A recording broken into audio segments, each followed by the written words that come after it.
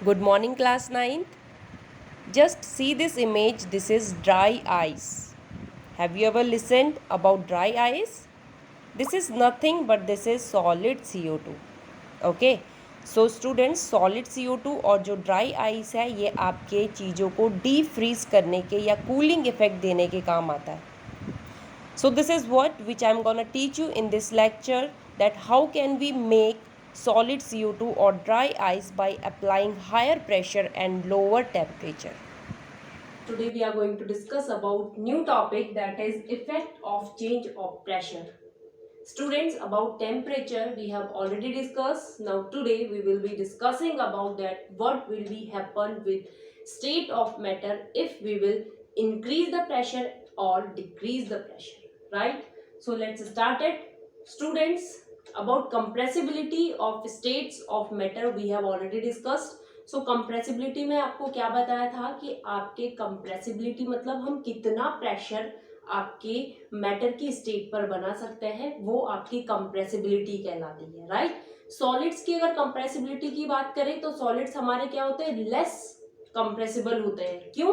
क्योंकि उनमें आपके पार्टिकल्स के बीच में स्पेसेस नहीं होते, ऑलरेडी फिक्स होते हैं पार्टिकल्स. सो उनको कंप्रेस करना काफी मुश्किल होता है, उन पे एक एक्सटर्नल प्रेशर बनाना काफी मुश्किल होता है, क्योंकि प्रेशर अप्लाई करने से जो आपके पार्टिकल्स होते हैं अगर वो दूर दूर है तो वो क्या हो जाते हैं, एक दूसरे के पास आना स्टार्ट होते हैं.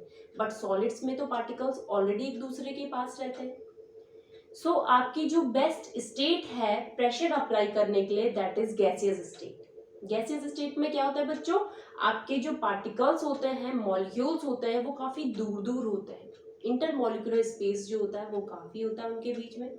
और जैसे ही हम उन पे एक एक्सटर्नल प्रेशर अप्लाई करते हैं, राइट, तो आपके जो पार्टिकल्स है वो पास पास आना स्टार्ट हो जाते हैं, यानी कि वो कंप्रेस होना स्टार्ट हो जाते हैं. Okay, so that is a thing which we are gonna discuss about this lecture. सो हम क्या समझेंगे कि आपके जैसे ही गैसेस स्टेट पर हमने क्या बनाया है, प्रेशर अप्लाई किया है. मैंने आपको क्या बताया है, जैसे ही एक्सटर्नल प्रेशर गैसेस स्टेट पे बनता है तो उसके वॉल्यूम में कमी आना स्टार्ट हो जाती है. क्यों? क्योंकि पार्टिकल्स पहले दूर थे, अब वो पास पास आ गए. ओके, सो बच्चों क्या होता है आपका गैसेस स्टेट में, इसी तरीके से आप प्रेशर अप्लाई करने से या प्रेशर को इंक्रीज करने से, साथ में टेम्परेचर को डिक्रीज करने से we can liquefy gases state. इस तरीके से हम गैसेस स्टेट को लिक्विफाई कर सकते हैं और प्रेशर अप्लाई करने से आपकी गैसेस स्टेट जो है वो कन्वर्ट हो जाती है आपकी लिक्विड स्टेट में. इसके लिए आपका बेस्ट एग्जांपल है एलपीजी गैस, जो कि कुकिंग गैस है. ओके, वहां पे आपकी जो पेट्रोलियम गैस है उसको हायर प्रेशर अप्लाई करके या कंप्रेस करके उसको कन्वर्ट किया जाता है आपकी लिक्विड में. दैट्स व्हाई हम कहते हैं उसे liquefied petroleum gas, LPG. Okay, तो वहां पर भी यही फॉर्मूला अप्लाई किया जाता है. Next example is, for example जो आपका CO2 है, कार्बन डाइऑक्साइड, आपके normal conditions of temperature and pressure में आपकी गैसियस फॉर्म में होती है. और जैसे ही उस पर एक्सटर्नल प्रेशर अप्लाई किया जाता है, एक प्रेशर बढ़ा दिया जाता है और टेम्परेचर को डिक्रीज किया जाता है, तो जो आपकी CO2 है वो लिक्विफाई होना स्टार्ट हो जाती है. और आफ्टर लिक्विफाई हम उसे क्या कहते हैं, सॉलिड CO2. क्या आपने कभी सॉलिड CO2 के बारे में सुना है बच्चों? सॉलिड CO2 क्या होता है आपका, एक ड्राई आइस भी उसको कहते हैं. क्यों? क्योंकि आपने प्रेशर अप्लाई किया जैसे उस पे, तो आपका जो कार्बन डाइऑक्साइड है दैट इज अ गैस, वो आपकी कन्वर्ट हो जाती है सॉलिड फॉर्म में. ओके, और जैसी, और आपके सॉलिड CO2 को हमें रखना होता है under high pressure. High pressure के अंडर में उसको स्टोर करके रखा जाता है. अगर एक बार आपने उसका प्रेशर कम कर दिया, ओके, तो डायरेक्ट वो कन्वर्ट हो जाती है आपकी गैसियस फॉर्म में. Okay, solid CO2 direct gaseous form में कन्वर्ट हो जाएगी अगर आपने उसका प्रेशर डिक्रीज कर दिया है. दैट्स व्हाई उसे सॉलिड CO2 कहते हैं और उसे ड्राई आइस कहते हैं.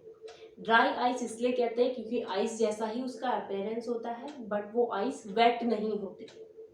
और जैसे ही आप उसका प्रेशर कम करते हो वो डायरेक्ट आपकी गैसियस फॉर्म में कन्वर्ट हो जाती है. ओके, सो इस तरीके से बच्चों जो गैसियस स्टेट है उसको लिक्विफाई किया जाता है. वन मोर थिंग, अगर आप प्रेशर को इंक्रीज कर रहे हैं तो वहां पर हमें टेम्परेचर को डिक्रीज करना होता है. क्योंकि प्रेशर अप्लाई करके हम क्या करना चाह रहे हैं, हम पार्टिकल्स जो दूर दूर है उनको पास लाते हैं, ओके, कंप्रेस करते हैं उनको।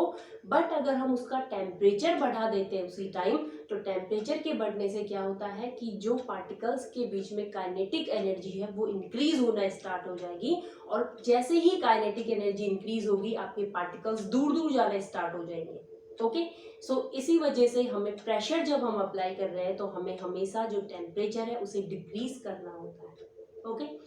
So this is what we have already we have discussed in this lecture, that effect of change of pressure.